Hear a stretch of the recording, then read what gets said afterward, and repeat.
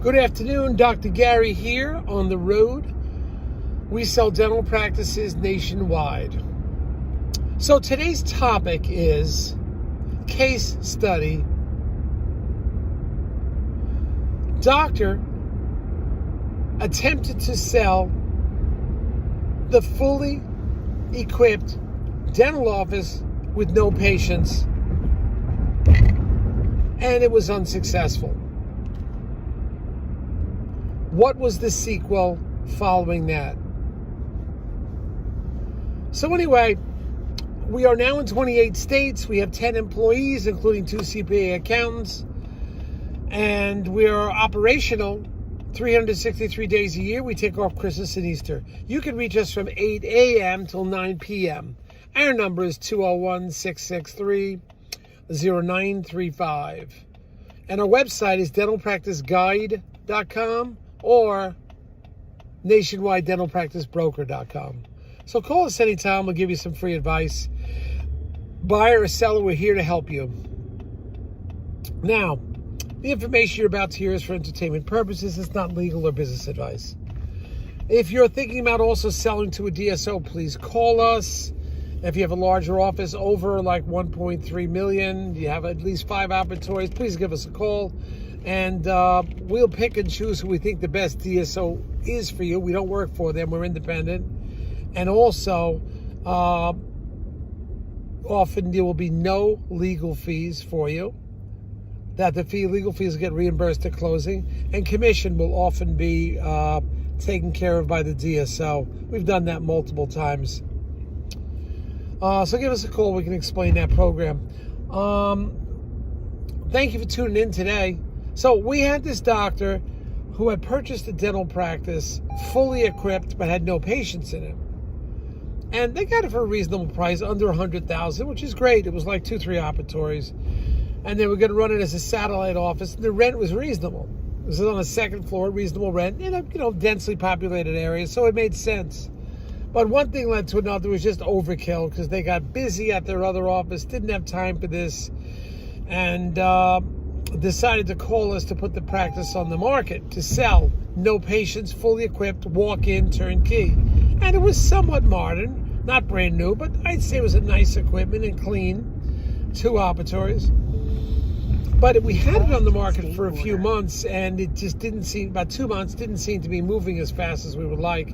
Because the main problem was a new buyer doesn't want to build a practice. Even though it costs a lot of money to build a practice from scratch, they want to do it if they're going to do it on their terms, where they want it. So we were not able to sell that one that easily. Of course, it's only been 2 months. On the other hand, the seller was getting, a little anxious, wanted to move along. Fortunately, the seller had negotiated with the landlord to have a few months in advance that they could, sort of a good guy clause, that you can get out of the lease if you give adequate notice. In this thing, I think it was 2 months is all you needed. Other good guy clauses are 6 months long that you can get out with notice, and you're not bound by the remaining portions of the lease. The landlord lets you out.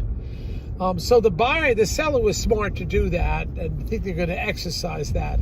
What's going to happen with the equipment? Because this is nice equipment. X-rays on the wall have value to them. Even if it's 10 years old, there's value. Of course, you have to get the X-ray, a certified person to move it, to uninstall it, and reinstall it for you. So there's some time and effort and cost to that, too. But that is your next step. You have to liquidate the equipment. Now, to find out what the equipment is worth in your area, always bear in mind that somebody has to come pick it up, disassemble it, move it, store it, and then reassemble it. X-rays have to be calibrated. There's a lot that goes on. So, and then those dental chairs, those things are 300, 400 pounds. You have to move it and then store it or put it right in its new location right away, which can work out. If you're trying to build an office and want an extra room, I'm a firm believer in used equipment. I know people say, well, there's no warranty, whatever. Well, you get a good dental guy, repair guy to look at least he'll give you a ballpark of longevity of this piece of equipment. can't really guarantee it because it's not his, but it'll give you some rough idea. And I think that's a good way to go. Pick up an x-ray for like $1,200 that costs $5,000. It's going to last another 20 years. And then, you take a little chance that it may not be operational when you get it, but still, it's an opportunity. I did that at a few of our offices. You save a significant amount of money.